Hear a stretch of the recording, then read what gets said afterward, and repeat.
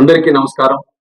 అయ్యప్ప స్వామి భక్తులు ముఖ్యంగా మన దక్షిణాది రాష్ట్రాల నుండి ఈ సమయంలో పెద్ద ఎత్తున మాల ధరించి పవిత్ర దీక్ష చేపట్టి శబరిమల వెళ్లి ఆ స్వామి వారిని దర్శనం చేసుకుంటారు. కిందటి సంవత్సరం కేంద్ర మంత్రిగా నేను బాధ్యతలు స్వీకరించిన తర్వాత విమానంలో ప్రయాణం చేసే అయ్యప్ప స్వామి భక్తుల సమస్యలు నా దృష్టికి వచ్చాయి.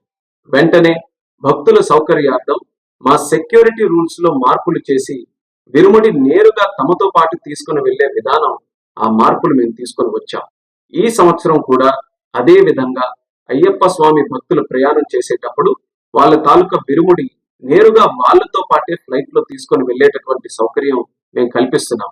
ఇది తక్షణం ఈ రోజు నుండి జనవరి 20 తేదీ వరకు అమల్లో ఉంటుంది. అంటే మండలం నుంచి మకర విలక్కు కాలం వరకు కూడా ఈ సౌకర్యం అయ్యప్ప స్వామి భక్తుల్ని దృష్టిలో పెట్టుకొని కల్పించడం జరుగుతుంది.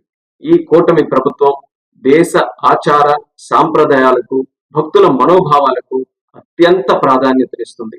అందుకే ఎవరికి ఇబ్బంది కలగకుండా ఉండాలనే ఆలోచనతో భద్రతా నియమాలు పాటిస్తూ మా మినిస్ట్రీ ఆఫ్ సివిల్ ఏవియేషన్ ద్వారా ఈ నిర్ణయం మేము తీసుకున్నాం.